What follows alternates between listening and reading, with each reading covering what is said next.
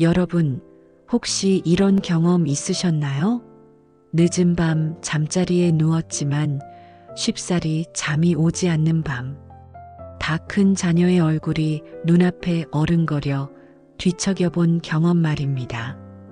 이제는 어엿한 성인이 되어 제 앞가림을 할 나이가 지났건만 어쩐지 그 아이의 삶이 어딘가에 꽉 막혀 있는 듯한 느낌이 들 때, 좋은 학교를 졸업하고도 몇 년째 취업 문턱을 넘지 못하고 있거나 홍기를 훌쩍 넘겼는데도 좋은 인연을 만나지 못해 홀로 지내는 모습을 볼 때 부모의 마음은 타들어갑니다. 마치 내일인 것처럼, 아니 내일보다 더 아프게 다가오는 것이 바로 자식의 일이겠지요. 내가 뭘 잘못했나, 저 아이의 운명은 왜 저렇게 꼬여만 갈까 하는 자책과 원망이 파도처럼 밀려오는 밤. 아마 저뿐만 아니라 많은 어버이들이 고개를 끄덕이고 계실 겁니다. 통계를 보아도 지금 우리 자녀 세대가 겪는 현실은 녹록지 않습니다. OECD가 발표한 자료에 따르면 한국 청년들의 실업률은 여전히 높은 수준에 머물러 있고, 결혼과 출산을 포기하는 젊은이들의 숫자는 해마다 늘고 있다고 합니다. 이것은 단순히 어느 한 개인의 문제가 아니라 우리 사회 전체가 짊어진 무거운 숙제가 되었다는 뜻이겠지요. 하지만 이런 거시적인 분석이 우리 부모들의 타는 가슴을 위로해주지는 못합니다. 내 자식의 얼굴에 드리워진 그늘, 말없이 무거워진 어깨를 볼 때면 세상 모든 시름을 내가 다 짊어진 것만 같은 무력감에 휩싸이게 됩니다. 어떻게든 길을 열어주고 싶고 닫힌 문을 대신 열어주고 싶은 마음에 발을 동동 구르지만, 자식은 이미 머리가 커버린 성인이라 부모의 말이 예전처럼 가 닿지도 않습니다. 오히려 제발 제 인생에 상관 마세요라는 가시돋친 말만 돌아오기 일쑤입니다. 이럴 때 우리는 어찌해야 할까요? 안타까운 마음에 더 깊이 개입하려 할수록 자식과의 골은 더 깊어지고, 그렇다고 모른 척 내버려 두자니 그 고통을 지켜보는 것이 너무나 힘이 듭니다. 마치 보이지 않는 벽에 가로막힌 것처럼 자식의 인생이 한 걸음도 앞으로 나아가지 못하는 것 같을 때 부모는 그저 속수무책으로 지켜보아야만 하는 걸까요? 어쩌면 우리가 문제의 해답을 자식에게서만 찾으려고 했기 때문에 길을 잃었던 것은 아닐까요? 밖으로만 향해 있던 우리의 시선을 돌려 부모인 우리 자신을 먼저 돌아보아야 할 때가 아닌지 모르겠습니다. 불교 경전에서는 자식의 운은 부모의 마음과 깊이 연결되어 있느니라 라는 가르침이 있습니다. 이 말은 자식의 모든 일이 부모 탓이라는 뜻이 아니라 부모의 마음가짐과 기운이 자식의 삶에 보이지 않는 등불이 될 수도 혹은 그림자가 될 수도 있다는 깊은 통찰을 담고 있습니다.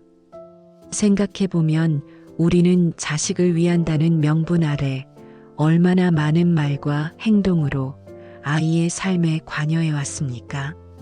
너는 이렇게 해야 성공한다.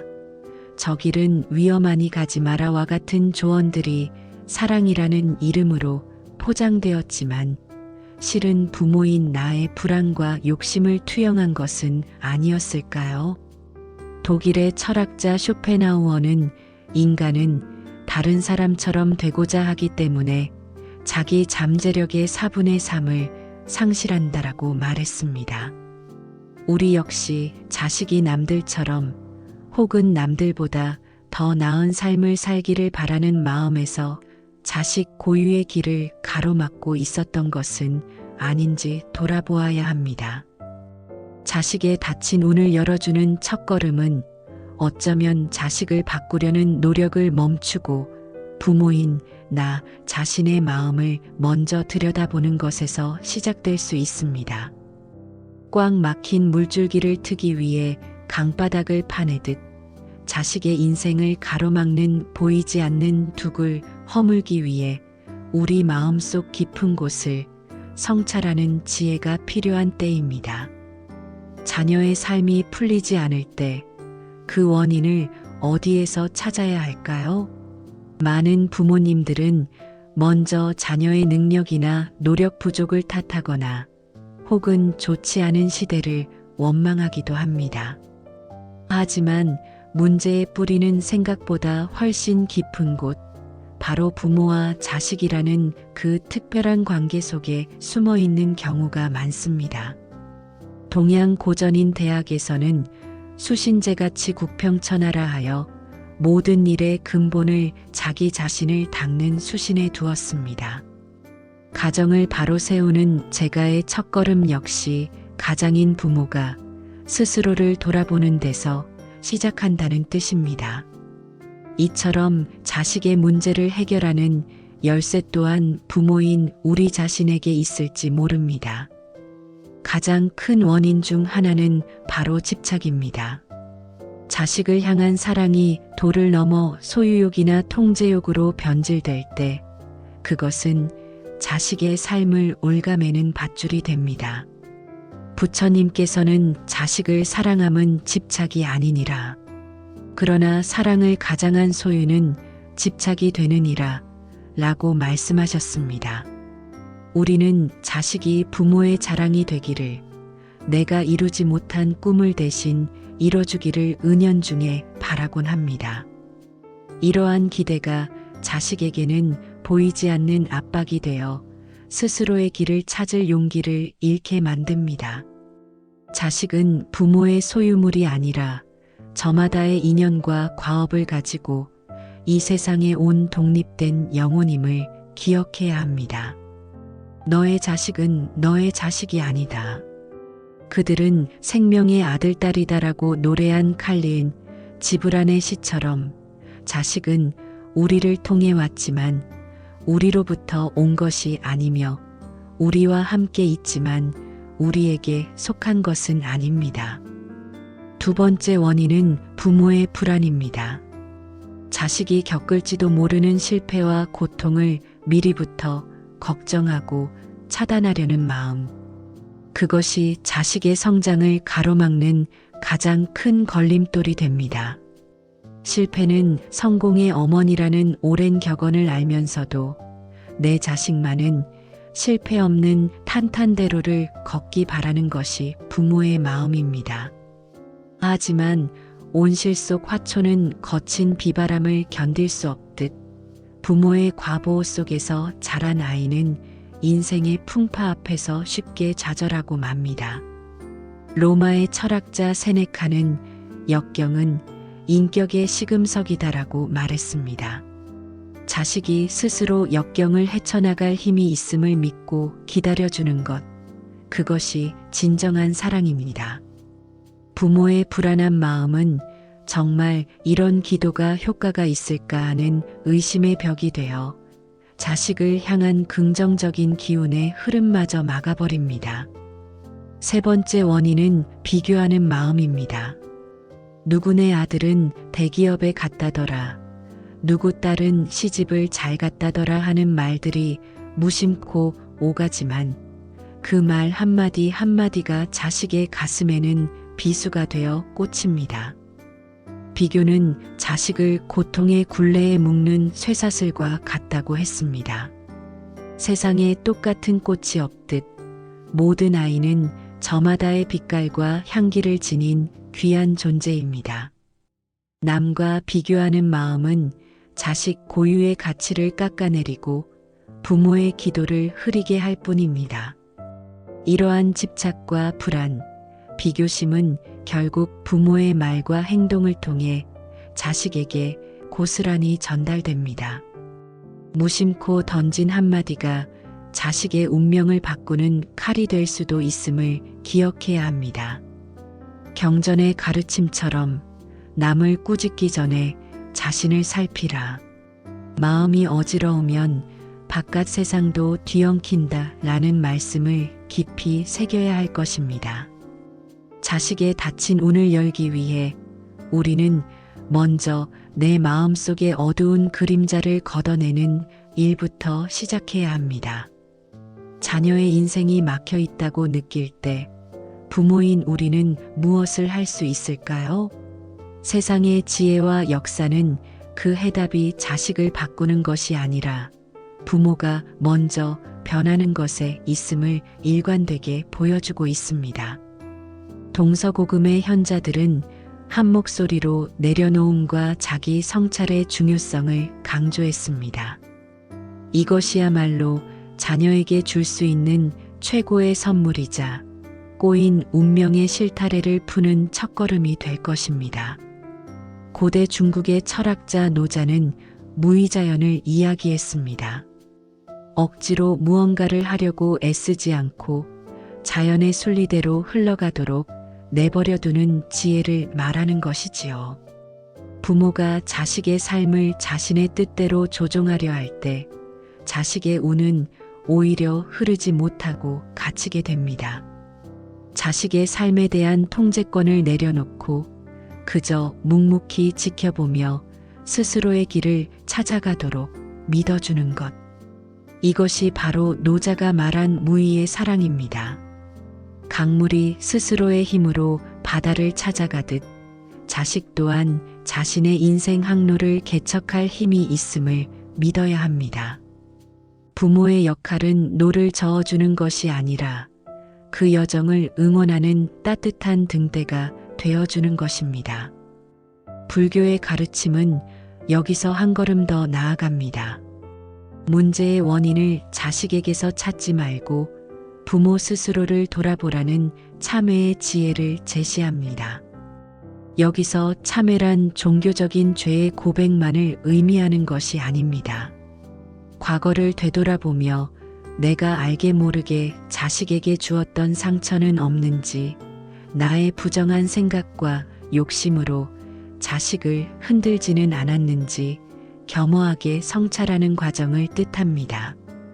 내가 무심코 뱉었던 말들이 자식에게는 칼이 되었을 수도 있다는 생각 앞에서 스스로를 낮추고 허물을 인정하는 마음. 바로 그 마음이 닫힌 문을 여는 열쇠가 됩니다. 자신의 허물을 살피고 참회하는 이의 길에는 자비의 빛이 함께하느니라 라는 경전의 말씀처럼 부모가 먼저 고개를 숙일 때 하늘도 그 정성에 감응하여 자식의 앞길을 밝혀준다고 했습니다. 서양의 심리학, 특히 빅터 프랭클과 같은 실존주의 심리학자들은 의미를 찾는 것의 중요성을 역설했습니다.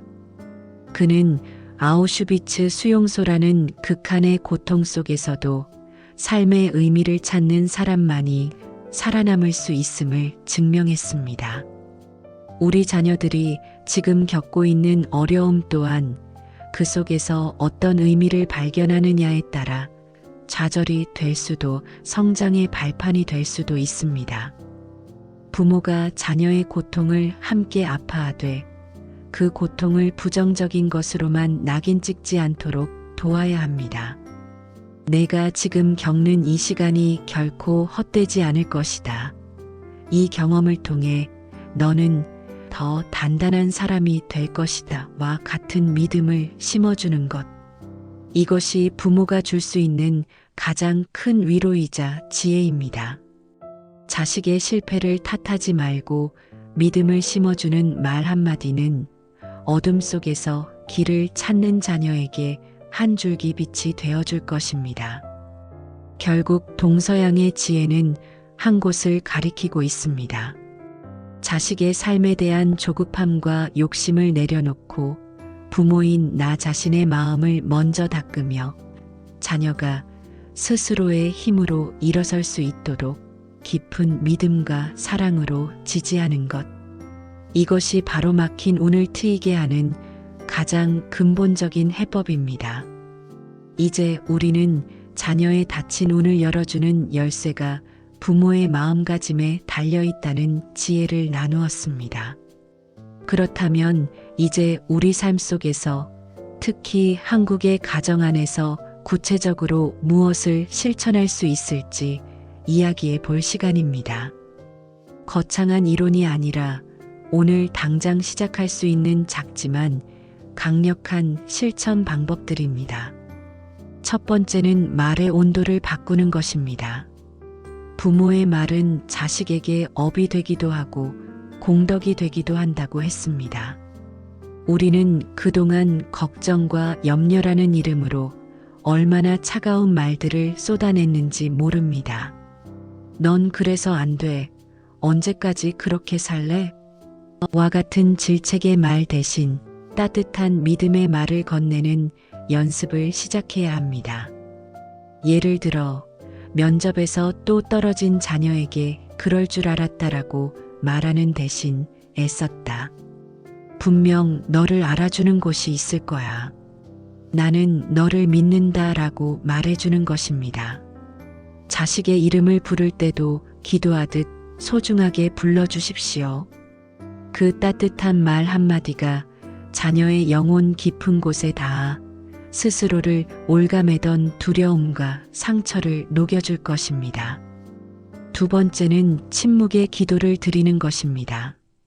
자녀와 말이 통하지 않고 다가갈수록 멀어지는 것 같을 때 우리는 더 많은 말로 설득하려 하지만 그것은 오히려 관계를 악화시킬 뿐입니다. 때로는 말보다 침묵이 더 큰 힘을 가집니다. 자녀의 방문이 굳게 닫혀 있을 때 그 문을 억지로 열려 하지 말고 문 밖에서 조용히 그 아이의 평안을 빌어주는 것입니다. 입을 닫고 마음을 여는 기도, 자식의 이름을 마음속으로 부르며 그저 아프지 않기를, 외롭지 않기를 간절히 염원하는 것입니다. 걷다가도 설거지를 하다가도 문득 자식이 생각날 때 그 순간 잠시 멈추어 마음을 모으는 것. 이 소리 없는 기도는 눈에 보이지 않지만 가장 깊숙한 곳에 닿아 응어리진 마음을 풀어주는 힘을 가지고 있습니다. 세 번째는 나의 삶을 기쁘게 사는 모습을 보여주는 것입니다. 자녀 걱정에 부모마저 삶의 기쁨을 잃고 어두운 얼굴로 지낸다면 그 무거운 기운은 집안 전체를 짓누르게 됩니다. 자식에게 너 때문에 내가 이렇게 산다는 무언의 압박감을 주게 되는 것이지요. 부모가 자식 앞에서 보여줄 수 있는 가장 살아있는 경전은 바로 남을 돕고 절제하며 탐욕 없이 살아가는 부모 자신의 모습입니다. 내가 먼저 나의 건강을 챙기고 나의 취미를 즐기고 친구들과 웃으며 행복하게 사는 모습을 보여주십시오. 부모가 자신의 삶을 단단하게 지켜나갈 때 자녀는 심리적인 부담을 덜고 비로소 자신의 삶에 집중할 수 있게 됩니다. 부모의 행복이 자녀에게 줄 수 있는 가장 큰 선물이라는 것을 잊지 말아야 합니다. 네 번째는 조건 없는 나눔을 실천하는 것입니다. 어려운 이웃에게 자녀의 이름으로 작은 보시를 해보는 것입니다. 이것은 단순히 복을 비는 행위를 넘어 우리 가족의 마음을 더 넓은 세상으로 향하게 하는 실천입니다. 내가 베푸는 작은 선행 하나가 자식의 업장을 녹이는 공덕이 된다는 믿음으로 대가를 바라지 않는 마음으로 행하는 것입니다. 이러한 나눔은 인연이 되어 언젠가 반드시 자식에게 되돌아온다고 했습니다. 이 네 가지 실천은 그리 어려운 일이 아닙니다. 오늘부터 당장 시작할 수 있는 우리 부모님들의 지혜로운 사랑법입니다. 기나긴 여정을 함께 걸어오신 여러분, 이제 우리는 자녀의 막힌 인생을 풀어주는 지혜가 결국 부모인 우리 자신에게로 돌아오는 길이었음을 깨닫게 되었습니다. 그것은 자식을 통제하고 바꾸려는 노력이 아니라 부모 스스로의 마음을 닫고 삶을 바로 세우는 과정이었습니다. 참회를 통해 나를 돌아보고 집착과 불안과 비교심을 내려놓으며 따뜻한 말과 침묵의 기도로 자녀를 응원하는 것. 이 모든 과정은 하나의 진실을 향하고 있었습니다. 바로 내려놓음을 통해 진정한 사랑을 완성하는 지혜입니다. 우리는 흔히 기도를 무언가를 채우는 행위라고 생각합니다. 자식의 성공, 건강, 행복을 빌며 복을 채워달라고 간청하는 것이지요. 하지만 부처님의 가르침은 정반대를 이야기합니다. 기도는 채우는 것이 아니라 비우는 것이며 그 비움이 클수록 부처님의 복은 더 넓게 흐른다고 말입니다. 무엇을 비워야 할까요?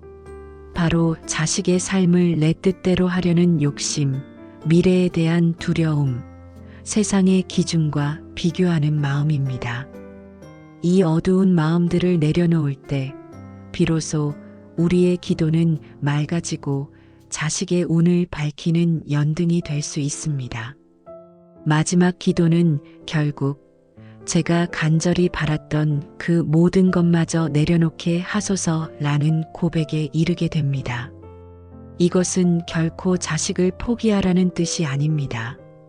오히려 가장 깊은 믿음의 표현입니다. 내 자식의 삶을 나의 작은 소나기에서 놓아 더 크고 자비로운 부처님의 손에 맡기는 것입니다. 나는 더 이상 조급해하지 않겠습니다. 자식의 인연을 믿고 부처님의 자비를 믿겠습니다. 라는 평온한 마음에 다다르는 것. 이것이 바로 부모가 할 수 있는 가장 깊고 진실된 회양입니다. 마치 잘 익은 과일이 저절로 나뭇가지에서 떨어지듯 때가 되면 자식의 삶 또한 저절로 열매를 맺을 것이라는 우주적인 믿음입니다. 철학자 니체는 너의 운명을 사랑하라 FATI고 했습니다. 이는 좋은 일이든 나쁜 일이든 내게 일어나는 모든 것을 필연으로 받아들이고 사랑하라는 뜻입니다. 우리 자녀의 삶 역시 그 자체로 온전한 하나의 운명임을 받아들이고 사랑해주는 것, 그것이 부모가 줄 수 있는 궁극의 지혜입니다. 사랑하는 우리 어머님, 아버님, 그동안 자식 걱정에 얼마나 많은 밤을 하얗게 지새우셨습니까? 이제 그 무거운 짐을 조금 내려놓으셔도 괜찮습니다. 여러분이 자식을 사랑하는 그 마음 하나만으로도 이미 충분합니다. 여러분이 흘린 눈물과 애태웠던 시간들은 결코 헛되지 않았습니다. 그 모든 순간들이 모여 이제 더 깊고 지혜로운 사랑으로 거듭나고 있습니다. 오늘 나눈 이야기들이 여러분의 마음에 작은 위로와 등불이 되기를 바랍니다.